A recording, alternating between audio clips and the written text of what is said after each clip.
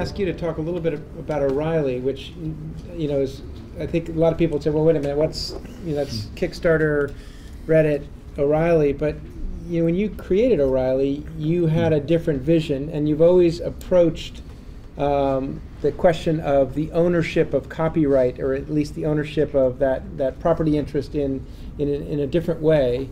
And so I think your company, even though it was started a long time ago, I don't know how long ago, 1983, has a set of values embedded in it that are in some ways similar to the principles that we're talking about here. Yeah, well, the first thing I would say is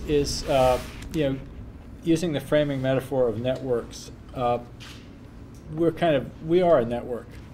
It's not obvious, but a publishing company, unlike, say, a steel mining company or whatever, I suppose any company is a network to some extent, but most of our product is created by people who don't work for us.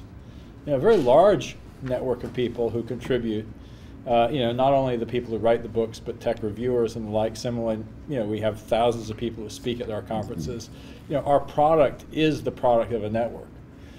It's sort of curated in an old school way, but it's not as dissimilar as it appears.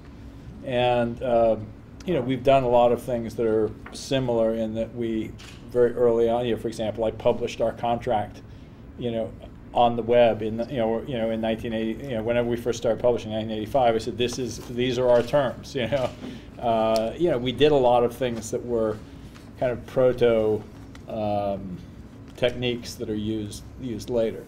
But I think there was another piece. When I started my business, I didn't start it to make money. I started it with a different value set, and I think it's kind of an old-fashioned notion of business. I have a brother-in-law who works for like a third or fourth generation company in Chicago that makes signs. And he once said to me, he said, my dad is still kind of an old-fashioned businessman. He doesn't think about making a profit. He considers how many people he keeps gainfully employed as the measure of his success. And they're struggling in today's economy, but that's his metric. And I think, my original business model was interesting work for interesting people. And, it's that notion of valuing what you do together more than the output, the financial output, that I think really is an important element of all this. We bought into this big lie around capitalism, particularly sort of corporatist capitalism, that, for example, companies have an obligation to make as much money as possible for their shareholders, and it's just wrong.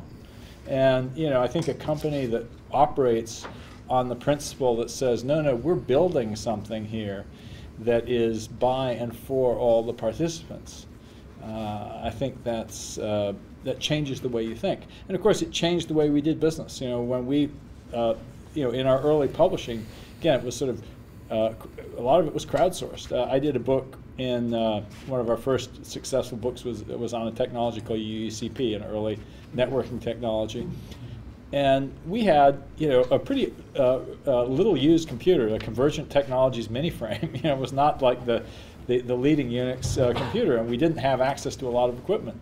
And I did the first edition of that book based on what I knew.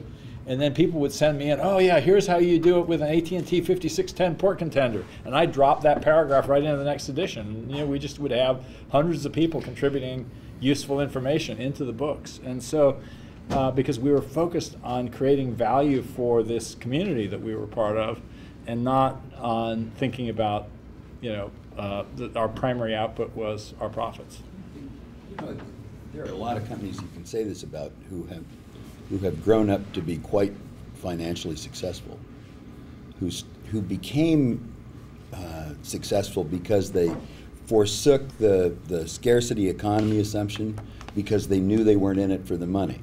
Turned out there was a lot of money in not being in it for the money.